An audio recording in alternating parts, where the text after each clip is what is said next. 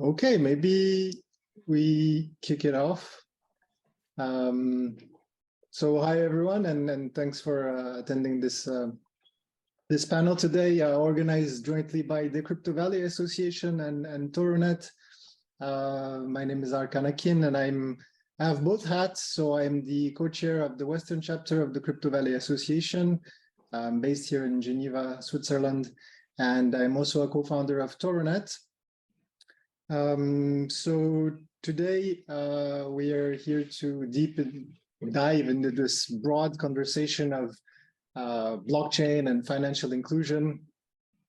And I won't repeat what's said in the invite. So what I'll propose is that our panelists will introduce themselves and tell us about their background and what they're doing before we dive deeper into the subject. And with that, Lucia, would you take the floor, please? Sure thing. Thank you, first of all, so much for having me, especially on a topic that I care so deeply about. In terms of background, this is actually an issue I've been working on since I'm 8. And I started reading textbooks about when I was 12. So this is very much up an alley of personal passion and professional passion for me. I've worked in the public sector before I entered the tech space, and I specifically specialized in economic trade between Honduras, which is my home country, and one of the poorest countries in the Western Hemisphere, and Canada, as well as issues around undocumented immigration and people that sort of flee for economic reasons. So it is an area that I have a lot of experience in on the ground and from a like public sector perspective. And then in 2014 started working in artificial intelligence, and that sort of led me toward the tech space. And in 2016, I decided to marry my experience in tech with my prior experience and lifetime passion on development and economic growth, and started my current company, which is called Emerge.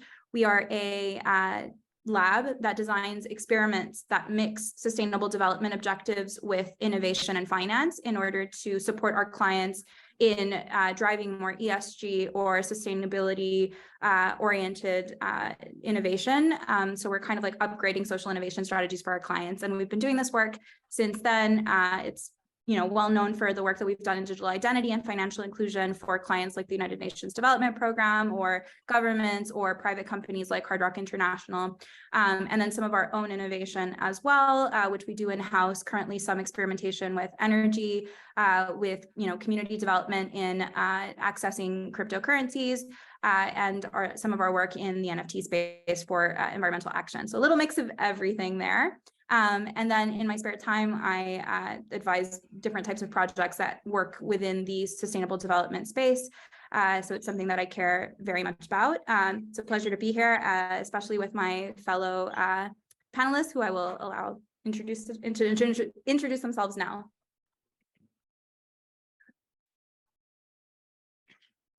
I assume I'm going next. Yeah.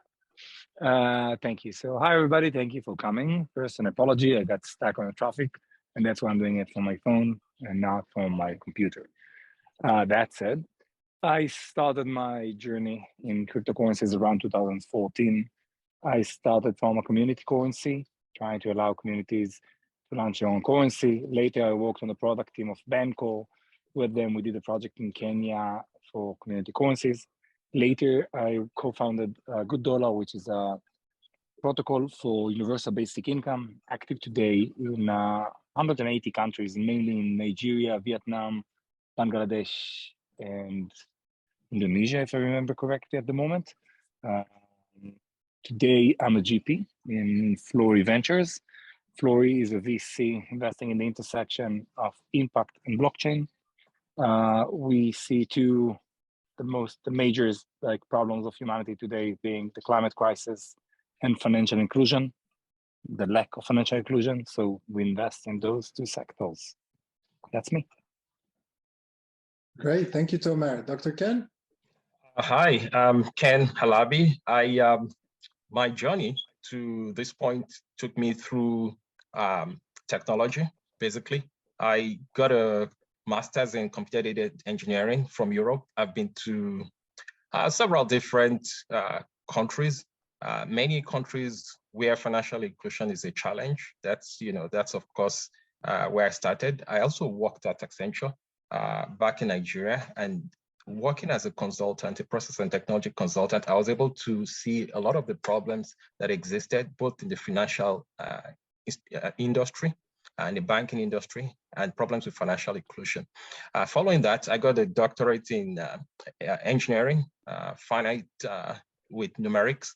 And that journey took me eventually to the defense industry, dealing with a lot of international companies in problems related to finance, insurance, technology, and then, of course, with payment systems.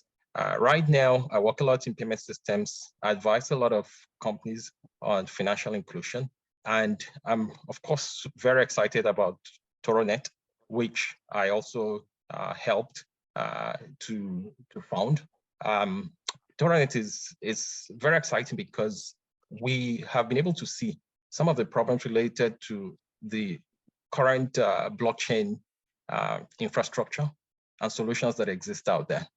Many of them are not making inroads, and we were able to identify some of the problems and kind of fashion something that works from the point of view of the communities that actually need it.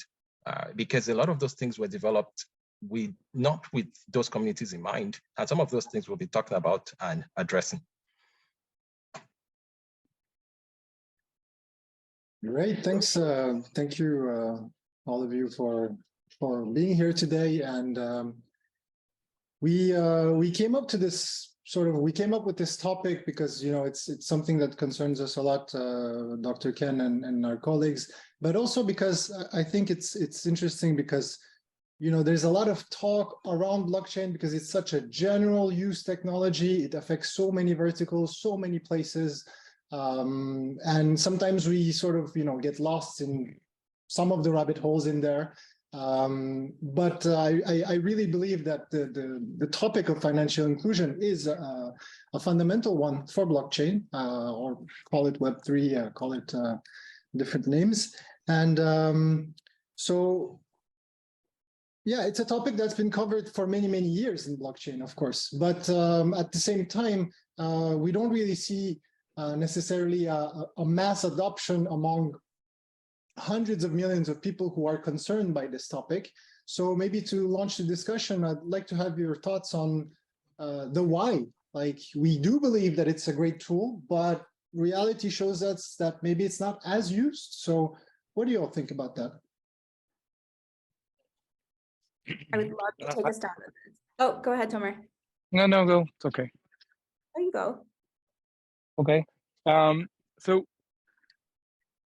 I think, unlike many of the other technologies that we see today that are adopted way faster, say AI for the sake of the examples and other disruptive technologies that's coming into play, the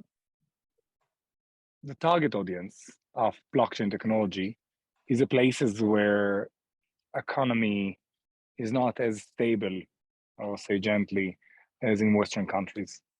But the adoption curve usually counts for early adopters, which are usually people who have, let's say, the spare capacity to experiment with new technologies. So for the sake of the example, I would assume that ChatGPT, as a sake of example, would be mainly adopted by the high-tech industry.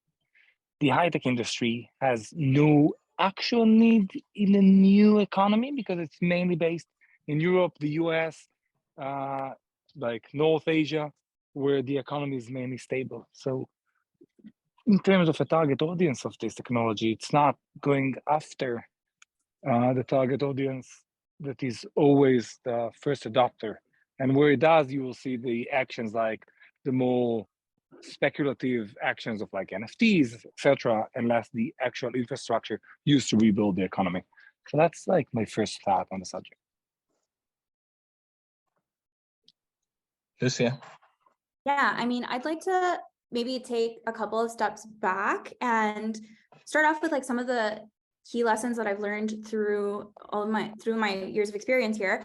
The first one is that I think there was always an assumption, at least in the early narratives around blockchain, that there was some kind of causation relationship between cryptocurrency and financial inclusion. And that was done obviously because the potential exists, but there is, regardless of the technology, there is no causational relationship between technology and impact. Just because you have technology doesn't mean that it's going to be inclusive or impactful. It doesn't mean that adopting or enabling some kind of technology will automatically lead to some kind of net positive impact. In fact, sometimes it could be the opposite through an unintended consequence. And so I think it's super important to realize that, we haven't really been able to live up to this notion that, blockchain and financial inclusion belong in the same sentence. And a big reason for that is because unless we are very intentional and thorough in the way that we design for financial inclusion, it is not an automatic consequence. And a big example of that is, the fact that a lot of Web3 projects today look eerily reminiscent to traditional finance and traditional banking services and products. And a lot of platforms to enable the purchasing of cryptocurrency have the same requirements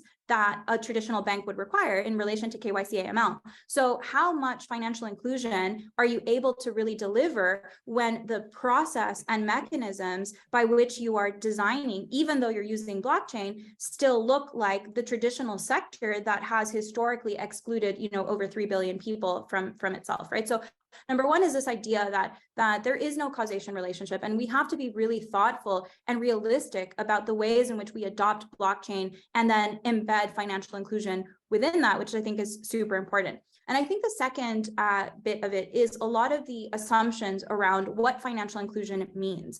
And very often in our case, we presume that being financially included means being able to access services in the way that we currently access services.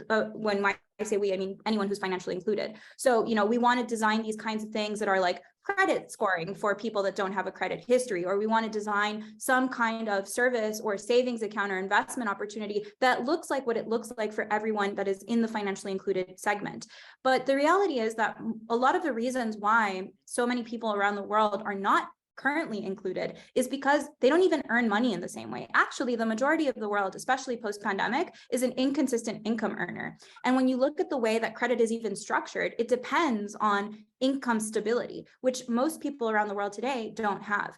And so when you start to think about what inclusion means, and you just start from the perspective that they need access to the things that the current financial system offers, that's your first assumption that might lead to some unintended consequences around exclusion, because you don't need the same kinds of products sometimes. And actually, in some cases, there's even a disincentive to participate in a formal economy because it leads to higher taxes or more regulation or things that they simply either aren't interested or are unable to meet as a threshold. So when we assume that inclusion looks like what we experience today, and we don't consider the needs and the actual life experiences of the people that are currently financially excluded, and then open up our minds to design products and services that don't look like anything that we have today, I think that's when we have a chance at actually creating forms of inclusion that meet the needs of people that should inherently want to adopt this, but don't, because we don't meet their needs, and we design for ourselves rather than designing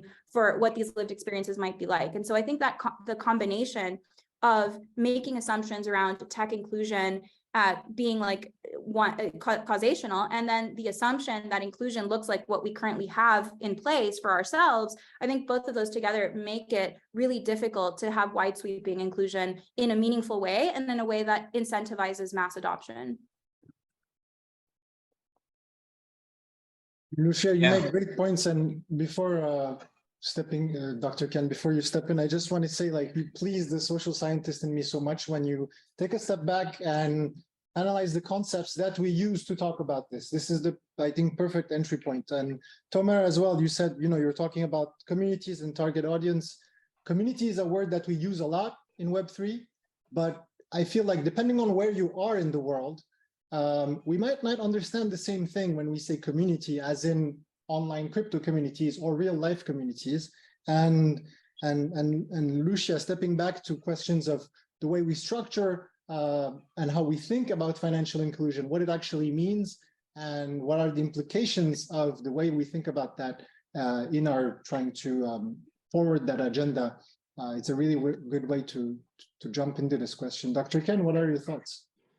Yeah, and like you said, this could not be a better panel to discuss this, because I mean, the two other panelists are working in areas where they actually can understand this issue, right? I liked how Lucia, framed this around the informal economy, right? Well, this is important everywhere. Even here in the United States, the informal economy is a growing one, but it's not the predominant one.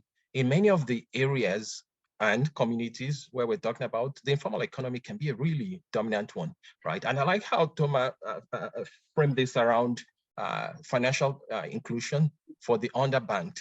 And the important thing is the blockchain community actually does they see this too, right? Like Thomas said, the breakout into mass adoption, into real utility for many of blockchain projects is not going to come through many of the countries where financial services are prevalent. The need isn't as much here, right? We might be in the forefront of trying out many of the technologies. ChatGPT, yeah, it's going to be a lot of people from the United States, from Europe, that's going to try ChatGPT out. Blockchains is a lot of people from many of these countries that's buying crypto, not from those people who need it.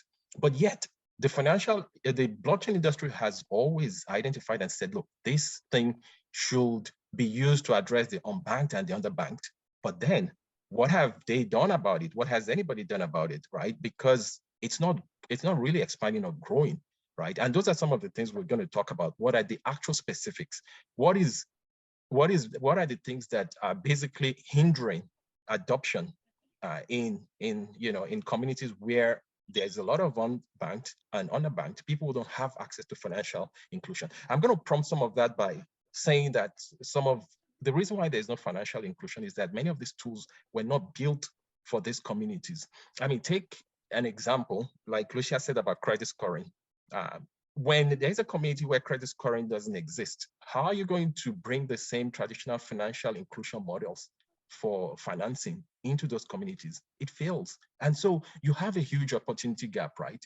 When you actually go to some of these communities, you identify real cases and instances of individuals and organizations that need financing and are able to deliver on those financing, right? You see a huge gap.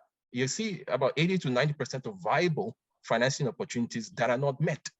Why are they not met? Some of it could be because of lack of credit scoring. Some of it could be because of the lack of, the consumer protections that would allow institutions and places where there is the financing to be able to take that risk. So some of those things are things that blockchain can address, right, with specificity in such a way that financial industry cannot. Sorry, I totally, yeah. We just there was a message on the Q&A that just said that, okay, good. If you saw it, that's great. Yeah, awesome. Thank you. No problem. I think, yeah, there's this. Sorry, I something that to follow up on that conversation. So Lucia, you said something about the fact that we shouldn't be designing the same tools that we designed for the actual system. But from my experience, when 2014, 15, 16, 17, all I tried was redesigning systems. Like, let's reinvent stuff that we haven't found ourselves, like that haven't touched the financial system in order to touch financial inclusion.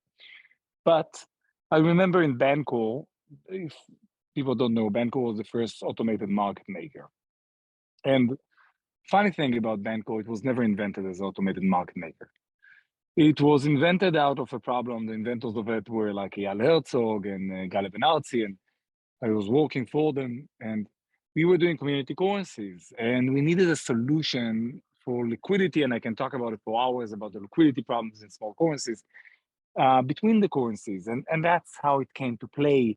It was a pure mathematical solution. And I remember when other startups started doing the same thing. They came up with the word automated market makers. And we, as the coming from the team who like invented it, had to research, well, what do you mean by automated market making? It's like, oh, like we reinvented market making in this process. And many times by trying not to do something, you find yourself reinventing an existing financial tool. So I wouldn't say that you need to totally detach from the existing financial tools. Just need to reinvent the same tools in a way that are accessible and fit to the new, or not to the new, to the social and financial structure that fits to the global south. So we don't disagree. I think it's a very case-by-case situation. Like there are instances where absolutely an adapted version would be helpful. There are instances in which you can start from scratch, and there are instances in which you need to give them access to exactly what everybody needs. In the case of, for example, something that holds back, 1.2 billion, 1.3 billion people from being financially included is that they lack digital identity or any kind of identity, right? Identification documents, 1.2 to 3 billion lack identification documents. Now, this is something that they absolutely need in the same structure that we currently have, we who are included currently have, because there are certain guarantors that a legal identification document brings with it that every single person on this planet needs. There are certain things that don't need the same kind of structure. And so an example of this, some of the work that we've done in Uganda actually relates to land titling. And when we first got approached by the government to issue land titles, we were told we need to give them land titles. But the reality was really no, right? Because what do they actually need? They don't need the land title. They don't need to hold on to this land title. What they need is the ability to have a verifiable proof of ownership and of productivity on their farmland. And so does that need to be a land title? No, not necessarily. It can actually be something that they might have only encryptors for, and then they provide those encryptors to the person that actually does need to verify the land title, which would be the service provider. And so when you think from the box perspective of people need a land title, you're preventing yourself from creating a mechanism by which really what you need is verifiability.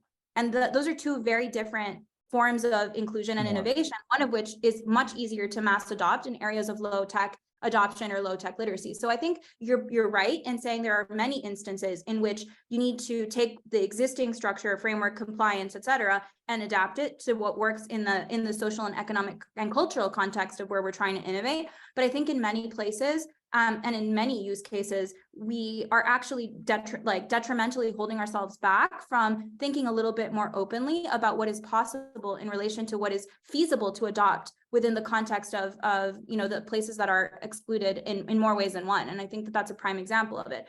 I mean, I think, again, this is something that tethers very much to assumptions. I think that people design based on a lot of assumptions, which is very normal because obviously you have to make these like sweeping assumptions of a population segment or so on. But I remember in 2017, I was living in New York, and we were trying to work on financial inclusion and identification documentation for undocumented immigrants. And we were making a bunch of assumptions in relation to, the amount of reliance on Western Union and MoneyGram and platforms like this. And eventually we were hitting a couple of walls and we weren't sure what was going on. So I actually spent 3 months myself as an undocumented person living in New York under the table, trying to figure out what are these invisible barriers that we're just not factoring in, because you can make assumptions that people that lack access to bank accounts use platforms like MoneyGram or Western Union. But there were a couple of things that were quite interesting. For example, there is and I don't know how many people know this, but there's an arbitrary number that Western Union and MoneyGram set. And this number can change depending on their own company policy. It's not a number set by any regulator, but it's a number. And if you receive more than that number, or if the amount that was sent in the home currency converts to even a penny more than that number, actually the person claiming that money will receive a check, not cash. And receiving a check is a huge problem because they won't be able to cash it anywhere. And so I did run out of money. I asked my parents to send me money. They sent me money. It converted to $4 more than that amount. And I was handed a check that I could not use. And so I ended up keeping the money in a check until I got off this kind of experiment, which obviously is a huge place of privilege to even have it as an experiment. But ultimately, these kinds of assumptions that, you know, the system has to be a replica of what includes everybody else is something that can detrimentally hold us back. So I don't disagree with you, but I think that there's some nuance there in that we need to have a very thorough look on a case-by-case basis, on a market segment by market segment basis, and innovate in response to that. And I think that that's really where a lot of us as an industry kind of falls short in that. Oh my God, just one thing. The Czech story, the financial system never stops surprising me with how horrible it is. So thank you for that story. It was awful. It was awful. I was a girl in my 20s in New York, undocumented, and I had to find money and I couldn't use this check. And I had this check in like my possession the entire time and I just couldn't use it. It was the worst. And then the day I finally checked it, I was like, you know, at this point, I almost like there was so much emotion attached to being able to cash that check, but I couldn't for, you know, almost 2 months. And so I had to figure out, I ended up working at a bar that weekend and got paid under the table to make up for it. But it was just nuts. And it's something you don't know because it's in their terms and conditions in tiny font. And you don't know until you're in that position. And then what do? You can't send the money back. And then you can't cash the money. You can't cash the check. I tried clearing houses. I tried banks. I tried like informal places, and everyone needed some kind of ID, and I didn't at the time. Obviously, everything was locked away, so I didn't have anything. So really, it's, you know, we really don't know enough about people's lives until we've lived a mile in them. And that's also a question on like inclusion from the build side, right? Is like, who is building all of these solutions, and are they all like Stanford grads that, you know, never had to struggle with this kind of issue? And if that's the case, then like, well, that's mistake number one too. Dr. Ken, you're on mute. So I like what you guys both touched on right now in terms of reinventing, right? And this is a key point to what's in our topic, right? If we try to just apply the traditional financial models to many of these communities, underbanked and unbanked communities, we can see that many of it will fail. And that's precisely the reason why they are not recording breakthrough.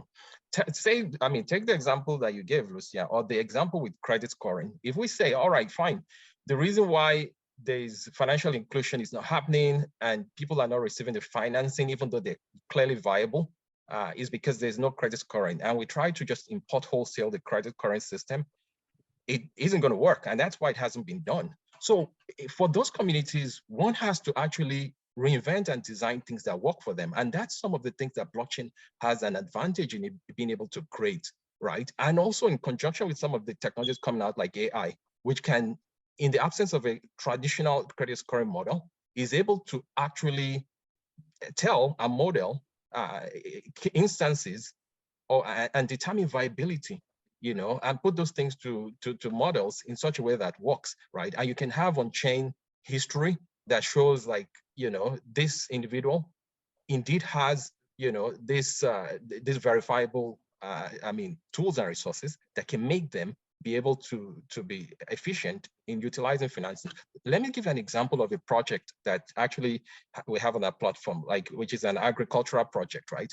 And this project takes actual farmers who verifiably have land, have a history of, you know, of planting and you know, creating food and and then being able to distribute that, right? And traditional models go through, you know, agencies like United Nations agencies, African Development Bank, right? And there's sometimes high default rates. And many of those traditional models, they're trying to look at ways to make this more efficient so that it actually reaches the farmers that are going to produce real crops and, you know, increase food production. One of the things that they're trying now is ensuring that everyone has a stake in the game. And that takes us back to something that Thomas posted.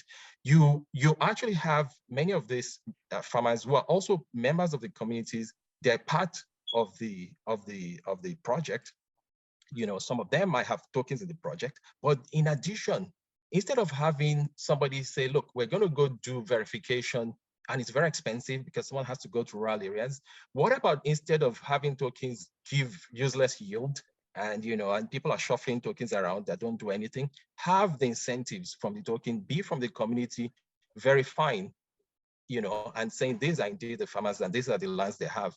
It's cheaper, the community has a vested interest in, in getting it right, because then their token values goes up, food is produced. So there's a lot of things that blockchains and smart contracts afford that the traditional financial system can never do. So talking about reinventing, that's where technology begins to become powerful, because it's being used for real useful purposes to create things that actually is able to serve in some of those communities in a way that the traditional financial models could never, ever touch. There's a sentence from like Ford, Lucia, that really relates to what you said. Like Ford once said, like, if you ask people what they want, you will end up with faster horses, always, because that's what people want. And I think innovators many times do the same mistake, right? They're like, oh, people want a faster horse, so I need to build them a faster horse. But no, like, you need to invent a car in that sense. And I totally agree with that. The fact that it's about looking down at the problem and not down at how do I do the same solution just on blockchain. The first show on TV was two guys from the radio, and there was the same video show just on TV. So they started the show by saying, "Now we're on TV." And that's a bit about like how the blockchain world feels today. That many people doing exactly the same as we did before, just on chain. So leave the anecdotes aside a little bit. Like you mentioned the farmer's story, and I think the verification is literally one of the strongest points that I'm excited about, the social verification. So in my mind, that like anyone in the crowd is building that, come to me, investor, happy to hear about that. Verification, right? So if in Bitcoin, we see permissionless verification of transactions on chain, and people are capable of earning their Bitcoins for that, if we will manage to create a system that allows to verify the actions that we want to see, right? So it could be, if we talked about credit score, it could be about paying back loans. If we talked about farmers, it could be about ownership of land. If it's about identity, it's about social verification of identity. The idea of social verification of things is, I believe, will be one of the biggest implementations of blockchain. Just my way of like saying how much I agree with what mentioned. I think I'm also excited about the traceability element of it. And part of that is tethered to the ability to analyze just how much impact is actually being accomplished in terms of money flows, right? One of my favorite things to draw attention to is unintended consequences that happen as a consequence of not mapping out the entire money supply chain when designing a project. So an example of this is right now, and actually for the past few years, there's been a lot of different projects that are super keen on giving communities some kind of token reward or, income, whatever, that is usable within that community, adopted within that community. And this is particularly interesting because a lot of these communities are very self-sufficient, or they source everything they need quite locally. And so unless you've traced the money supply chain, there could be a lot of unintended consequences here. So let's say, for example, that we are a village here. My fellow panelists and I are a village. And Dr. Ken, you are the paper supplier of this village. And I'm a big fan of paper-based to-do lists. It's like the one bad habit that is not environmentally friendly that I can't shake off. But I need paper on the regular. So I go to Dr. Ken and I decide I need to buy some paper. Now, if we're using, we've had this project in place where we're receiving tokens and income and this is fully adopted within our little community here. And I go to Dr. Ken and I buy my paper using this token. Amazing. I walk out with my paper and I feel great. My need is satisfied. Now, Dr. Ken here has a situation. Does he source it from within the community? Does he make it himself? Or does he bring it in from another community? And if he brings it in from another community, if that community also uses that token, he's fine. If there's a way for them to swap that token, then he's fine. But if this community is in isolation in this project and no other community accepts this kind of token, then Dr. Ken is stuck with a bunch of money he can use within our community, but he can't source more paper unless there's a route for him to get real fiat or something that the other community and his source, actually accepts. And so maybe it wasn't financially inclusive project for me, but it certainly isn't financially inclusive for Dr. Ken. Now, presuming Dr. Ken, gets his paper from Tomer, then again, we have no problem. Dr. Ken goes to Tomer, Tomer grabs, the currency, gives Dr. Ken the paper, which I buy, and then that same problem is transferred to Tomer. And so when you are designing for financial inclusion and you don't know the entire money supply chain of who on earth on this supply chain is the one person that gets screwed if there is no way to swap or there is no mechanism by which they can actually interact with the real world, then the limitation of your financial inclusion is very visible within that person, and it might have a negative unintended consequence to them. And so I think when it comes to really what a value proposition might look like, in addition to this verification that Tomer brings up, is this idea of traceability and an understanding how far down the line does money really flow, and where are the bottlenecks, and what kinds of solutions do we have in place from our perspective as builders to mitigate that experience for either Dr. Ken or Tomer, who are going to face the consequences of being in an insular, token economy within this community. And I know that community and tokenization are often brought together as examples of financial inclusion potential for blockchain.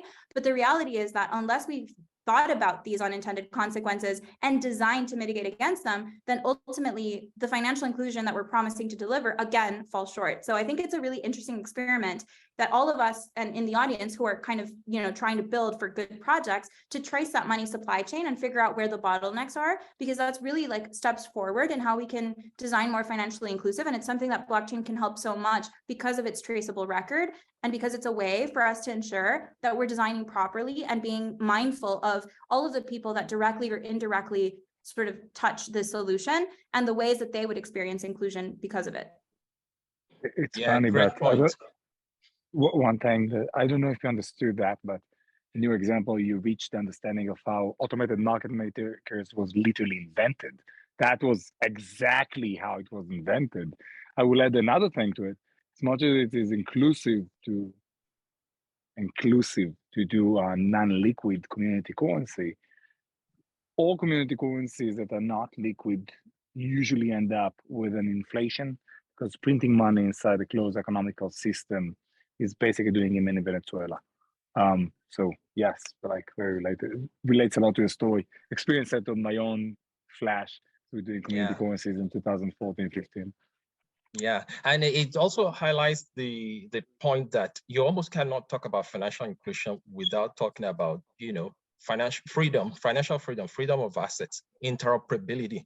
And that's one of the things that the blockchain industry sometimes used to get stuck on, especially because of the big layer ones that started. And people all get out into this war of, of being maximalists and all that. And the entire size of the entire cryptocurrency and blockchain industry is still really, really tiny, probably less than 1%, right? And people are focused on this is going to be the one coin. But if you really look at the real world, there's like so many solutions there. I mean, for financial solutions and services, there are banks, there are payment systems, companies. There are many different solutions and many different banks. There's never going to be only one coin or one project token, and the ability for those tokens to be interoperable and being free to switch and change is very important for the final recipients. I mean, think about like a project in a community somewhere in Africa, and like you said, one of them has a token for a project, and they are unable to take that token and do anything else with it. That immediately totally destroys the financial inclusion aspect and causes lack of adoption. So that's one of the things that we built early, is to consider interoperability very early. Market making, like Thomas said, those are all things that are solutions to ensure that financial inclusion is possible, addressing that freedom and velocity of the assets and the tokens that you're holding. But I think there's one more thing, because like you both said, there's the aspect of being able to swap a token. Then there's the aspect of, a token being illiquid. But the thing is that before even talking about a token is, where does the value come from? Because as we all know here, generating a token is not a big deal. You can do it in 5 minutes and doesn't mean anything. It's just, a label. But so the question is, how does the token appear? And is it related to something? Is it generated because there is an economic activity? Is it generated because it represents something else, like a stable coin? And I think this is one of the key things that we tend to forget sometimes, like, oh yeah, there's a token. Oh, it's, it's this community token or that project token, but what does it do? And let me jump in here. That's one of the reasons why we always said that a lot of the tokens that are being built is a lot of token shuffling going on, and people are focused on it's emissions, it's tokenomics, because everybody's just trying to eventually get it on an exchange and and sell it. It's almost like the old thing that VC used to do, seed one, seed two. Everybody's just looking for an exit. The focus in many of the projects that we've been interested in is, are they really building something? Are they providing something of value?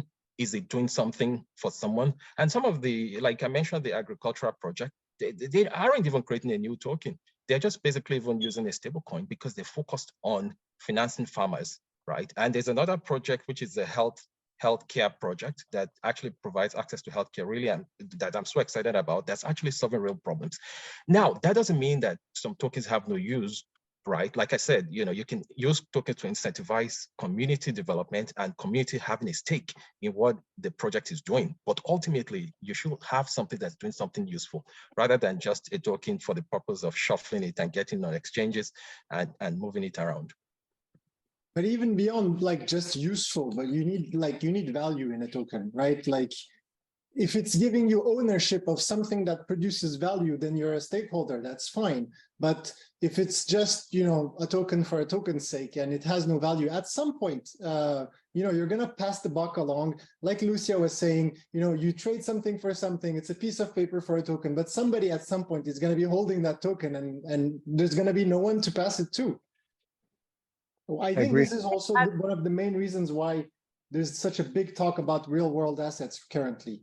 Because of course, it's the exits for, bringing value into DeFi is to have a link with the real economy.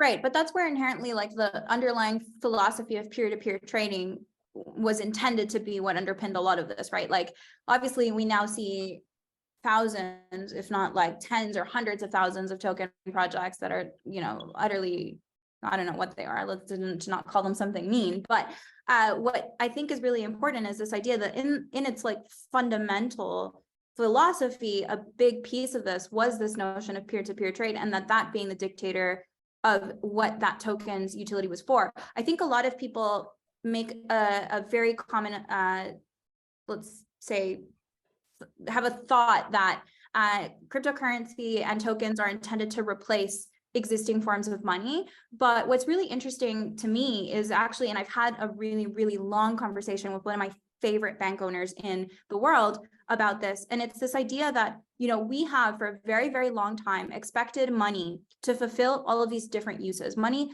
today has, 6 different functions, and some of these functions are actually at odds with each other. For example, if you are a person that wants to invest, then it's in your interest for the value of the asset you're investing in to inflate in value, right? Like you want it to grow in value.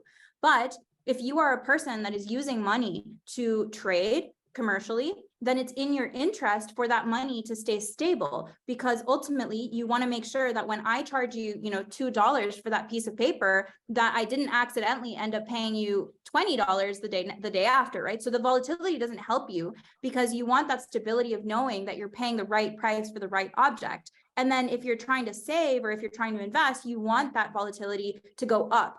And so ultimately, historically speaking, when using fiat, we've expected money to do all of these functions, even when they're at odds with each other. So whether, it's 6 different functions. So we expected them all to be the same currency. And that's where, these complications around interest rates came in, because you're trying to balance the stability of the peer-to-peer trading with the interest of, using assets for future needs. And so ultimately, what the blockchain industry offers that I think is the most special value proposition of us as an industry in relation to money is the idea that you can defragment the functions of money so that you can have a mechanism for peer-to-peer trading that is more stable, and you can have a different mechanism for investment and saving, which goes up in value or is responsive to volatility.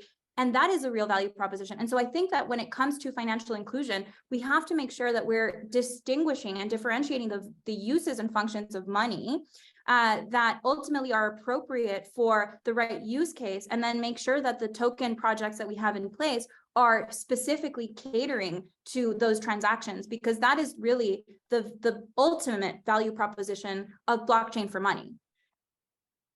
I think, Tomer, you wanted to answer. I have something else to add after. I'll wait for Tomer. Yeah.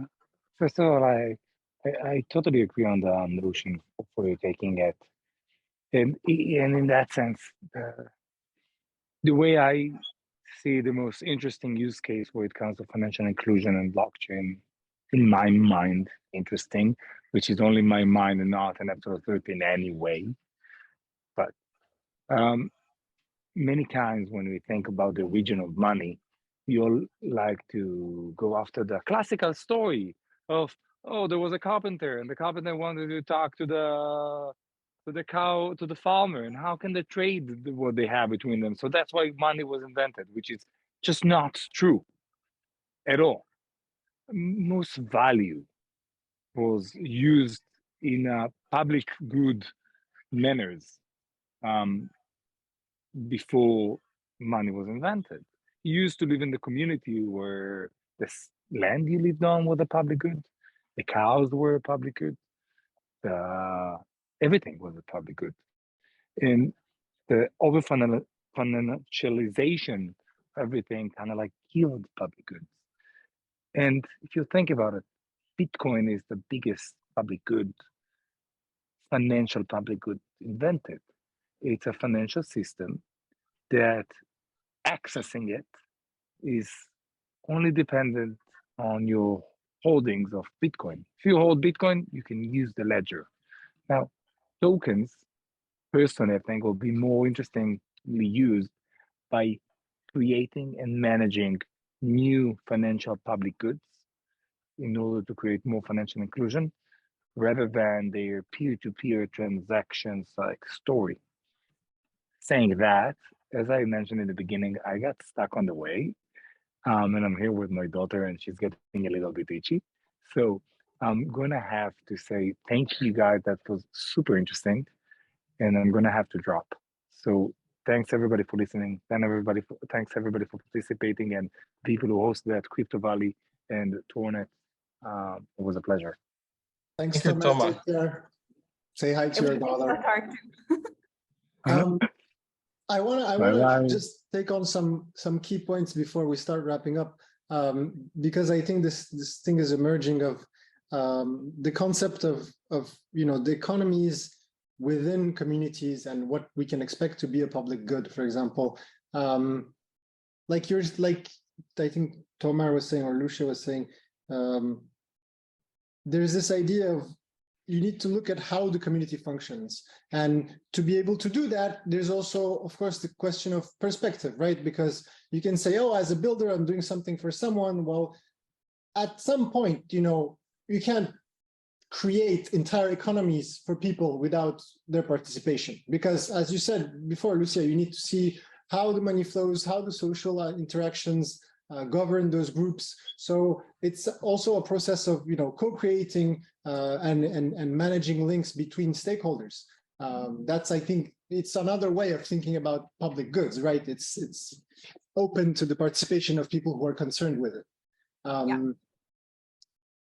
I completely agree with that. I also think, though, it's really interesting to think about that last mile, because when we say public good, participation rates matter, right? So if we're saying, okay, this is going to be managed as a public good, but we still have a huge percentage of the global population that can't actively participate in a lot of these ecosystems that are managing the custody of certain public goods, then how public a good is it really? And so it's super important, I think, to counterweigh the pace of digitalization with the pace of inclusion, and make sure that we're trying to harmonize those, because ultimately, what good is a public good? I think there was a project, I'm not going to name it, but there's a project going around that's thinking of buying a bunch of land in a country in Europe, and they want to spend all this money, buying this land. And, the question I asked was okay, if you're a community driven project, let's look at your community stats, like who is in your community, and are there, you know, people from that country in that, like embedded in that community in the millions, not just, you know, a couple of them that are, you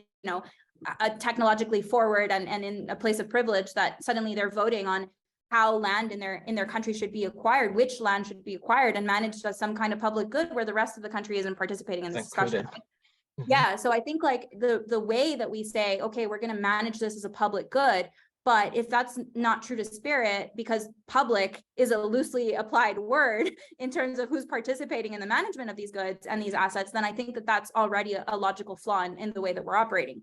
And then, you know, a last bit of this is it relates very closely to the last mile. It's this question of how are we giving people the option to interact? And I think if I see one more project that's like, we're creating the next digital wallet for financial inclusion, and I'm like, okay, a wallet that you have to download on your smartphone. If you're downloading a wallet on your smartphone, you are financially included because you would have gotten that smartphone either up, like paying for it with some kind of card, most likely, or okay, fine, maybe you paid cash for it, or you got it on credit, which means that you've already been financially included in some kind of way. So is that the answer to creating this like mass notion of financial inclusion? No. And even in countries that have increasing and accelerating rates of adoption for smartphones, let's take Latin America as an example. You do have, it's one of the fastest growing adoption rates for smartphones in the world in Latin America. But then when you take a step, you know, behind the curtain there, and you have a look at the way that they're using these phones, you actually start to realize that they're using them in the same way they use feature phones. They're still using them primarily for communication and messaging. The difference is that now they've got platforms like WhatsApp, and now they have social media included in it.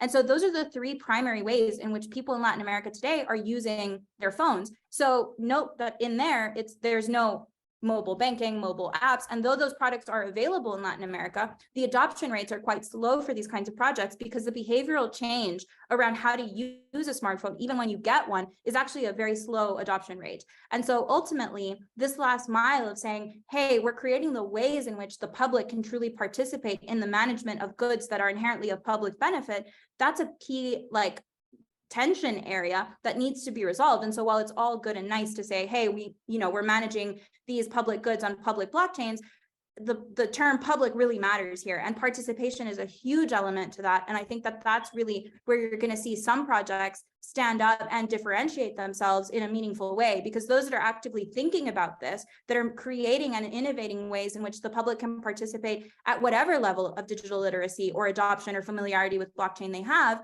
then those are truly the ones that are stepping up to the plate and saying, actually, the word public matters a lot in more ways than one. And that's, to me, super impressive. But also, by the way, love to see if there's any questions from the audience before I leave. I would love to answer any that they might have. Dr. Ken, do you have some closing thoughts while we? Yes, just a few closing thoughts to what Lucia added. Financial inclusion is like really, really super important, right? And the blockchain and some of the new financial technology that we're seeing now provides an opportunity, a unique opportunity, like none that we've had in the past few decades, right? And I've been in payment systems for a long time. There was a point when, you write a check, talking about checks, where they'll tell you it takes 3 days before it gets to whoever you're sending it to. It's called ACH clearing. But yeah, blockchain came and showed us that these things can happen in minutes. And now the traditional financial industry is even catching up on those things. So there are opportunities afforded to really leapfrog and bring people in some of the ways that we've talked about, reinventing some of this, the ways things are done, and applying some of these unique technologies to those things. And it is important, right? And that's one of the things that ToroNet, which is non-profit, to be clear, is looking into addressing. And I'm very excited by some of the projects I'm seeing. A lot of young people are actually approaching me, talking about inclusion. Young people who wouldn't be able to dream of starting a business, they're actually coming up with ideas. And some of those ideas, they're not coming to me and saying, oh, we want to make this token, it's going to go times 10, times 100. They're actually saying, look, this is what is going on in our communities, and this is what we can address. Like the project I mentioned on, providing health insurance, healthcare to people, that where healthcare really, they have like a ratio of 2,000 to 1 sometimes in some cases, doctor to patient, right?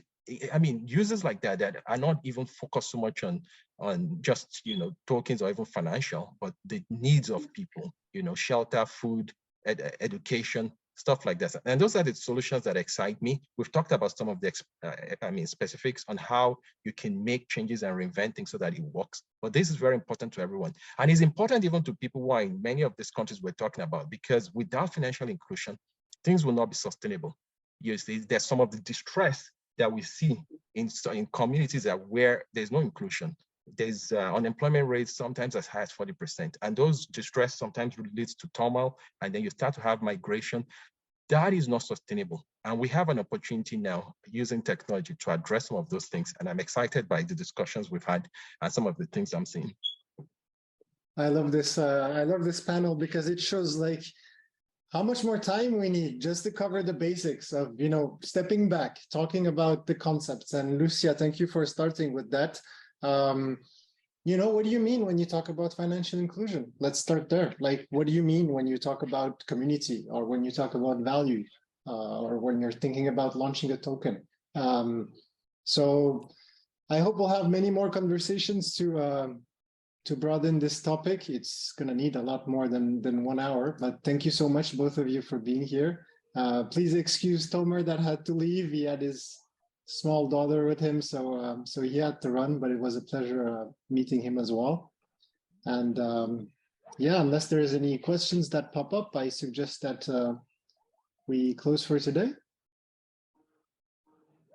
Thank you. Thank you, everybody. Thank you so much. I dropped my LinkedIn in the chat in case you didn't spot it. Feel free to connect, to send questions through messaging, or hopefully we get another chance to spend some time together. And it was so lovely to meet and spend time with you both. Thank you. Same here. Take care, everyone. Bye-bye. Bye-bye.